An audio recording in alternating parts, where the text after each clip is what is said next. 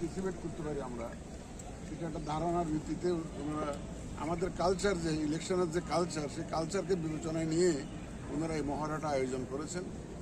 আমার মনে হয়েছে সাধারণভাবে আমাদের নির্বাচনে যে ধরনের ঘটনা ঘটে বা যেভাবে নির্বাচনটা পরিচালিত হয়, অল কনসিভেবল ডাইমেনশনস বিবেচনায় নিয়ে ওনারা মহড়াটা আয়োজন করেছেন এবং আমি অত্যন্ত আনন্দিত। এবং বিজেপির কর্তৃপক্ষকে আমি আন্তরিক ধন্যবাদ জানাচ্ছি এই ধরনের একটা ট্রেনিংয়ের আয়োজন করার জন্য। যে ইলেকশন কেন্দ্রিক ট্রেনিং, এই ট্রেনিংটা, এই ইলেকশনের ডিউটিটা সবসময় আসে না, পিরিয়ডিক্যালি আসে। সাধারণভাবে বলতে গেলে, কনস্টিটিউশনালি বলতে গেলে প্রায় 4-5 বছর পর পর আসার কথা এই ধরনের ডিউটি। বিজেপি তো তাদের তো নর্মাল যে কাজ সেটা তো করেই যাচ্ছে, বর্ডার এলাকায় দেশকে রক্ষার কাজ করতেছে, স্মাগলিং কন্ট্রোল মধ্যে তারা আছে। আপনারা দেখলেন, সাংবাদিক ভাই বোনেরা দেখলেন যে আমাদের যে প্রস্তুতি, ইলেকশনের জন্য যে প্রস্তুতি, সেটার একটা নমুনা আপনারা দেখলেন। আমাদের বিভিন্ন আইন শৃঙ্খলা বাহিনীকে আমরা এখানে এনগেজ করব। এটা আমার তৃতীয় পরিদর্শন। আমি এর আগে পুলিশের ট্রেনিং প্রোগ্রাম আমি দেখেছি, তারা 130টা সেন্টারে ইলেকশন কেন্দ্রিক প্রশিক্ষণ দিচ্ছে তাদের সদস্যদের পুলিশের।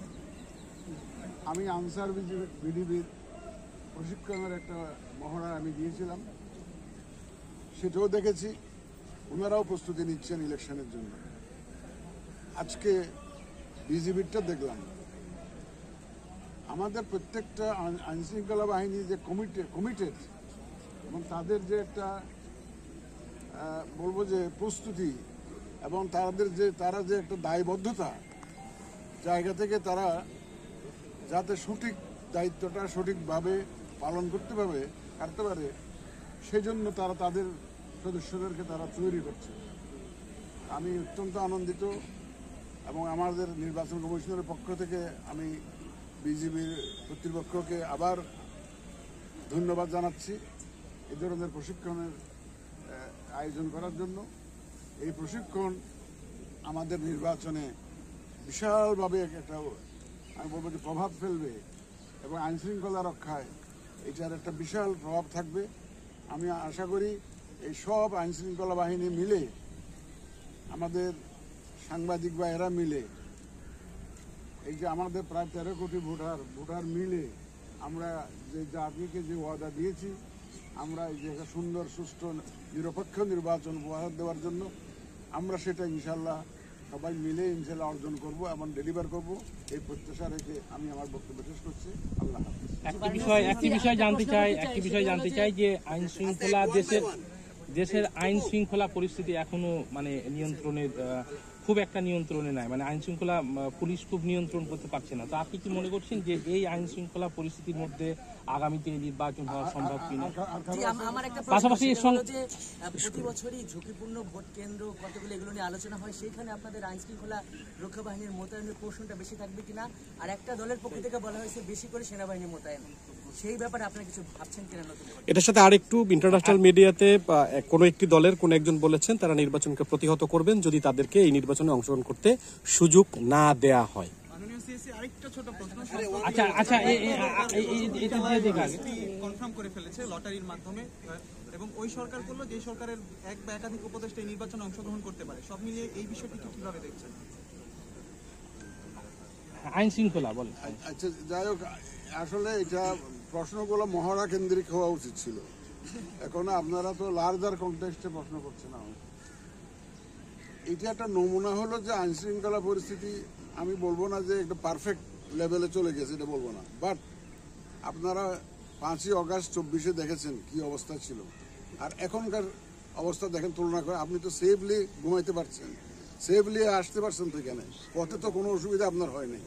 তো সুতরাং যে জানা এটা তো আরো ইমপ্রুভ করবে গ্রাজুয়ালি, এবং ভোট আস্তে আস্তে, ভোটের তারিখ আস্তে আস্তে দেখবেন যে everything is fall in line এবং সব কিছু ঠিক হয়ে যাবে।